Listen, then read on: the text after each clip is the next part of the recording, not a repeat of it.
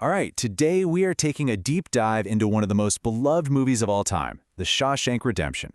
We're going to figure out how this film went from being a total flop to an absolute icon. What really makes it tick? Let's get into it.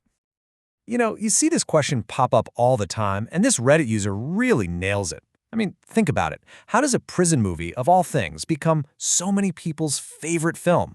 What's the secret ingredient here? Because, and here's the first big shocker, when this movie came out in 1994, it was a massive box office failure. It cost $25 million to make and only pulled in $16 million. That's a $9 million loss. The director has even told stories about going to a theater on opening weekend and finding it completely empty. A total disaster. And yet, you fast forward to today, and it's the undisputed champion, the #1 top-rated movie on IMDb, and it's held that spot for years, voted on by millions of people. So, what on earth happened? This right here, this is the Shawshank paradox. How does a movie fail that badly only to become one of the most celebrated classics ever? Well, the answer isn't just about the great acting or the plot twists. No, it's about these incredibly powerful ideas that are at war with each other right at the core of the story. To really get this movie, you've got to understand that the real villain isn't the warden or some scary inmate. It's something much, much more terrifying. It's a concept, a state of mind, that Red explains better than anyone could. And boom, there it is, institutionalized. The idea that you can become so dependent on the very thing that traps you, whether it's a prison, a bad job, a routine, any set of walls, that you can't even imagine living without them. That is the central fight of this entire movie.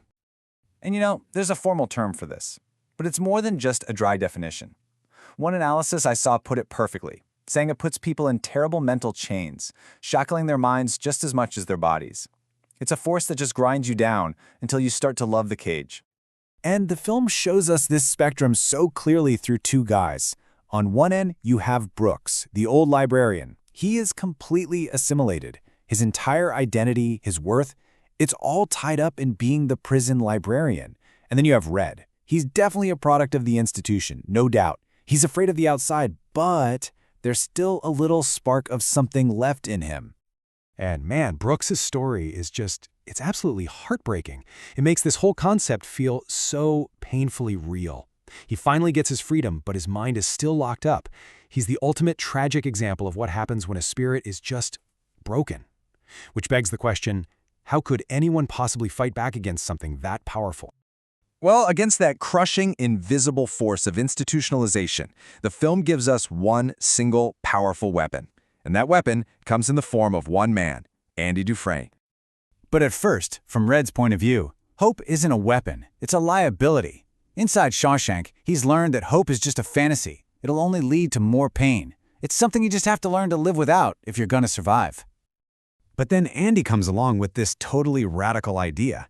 For him, hope isn't just sitting around and wishing for things. It's an active strategy. It's survival. It's this fire inside you that the prison, the institution, can't ever touch. It's the one thing that's truly yours. And this is what's so amazing about Andy's character. He doesn't just talk about hope, he makes it real. He makes it tangible. Every single thing he does, getting those cold beers for his friends on the roof, building that library book by book, blasting Mozart over the loudspeakers just to feel something beautiful for a minute, they're all small acts of defiance.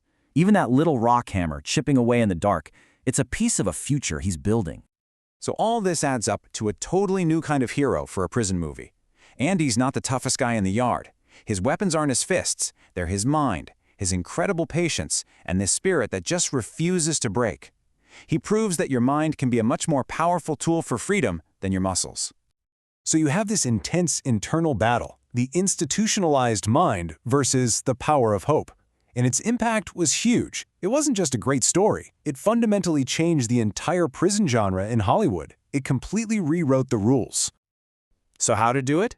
Well, first, it humanized its characters. These weren't just one-dimensional criminal stereotypes. They were complex people with real feelings and inner lives. Second, it put hope front and center in a genre that was almost always about despair and violence. And maybe the most important thing, it made a deep, real friendship the absolute emotional core of the story, showing that connection can grow even in the worst places imaginable. And by the end, You see the full result of Andy's influence right there in red.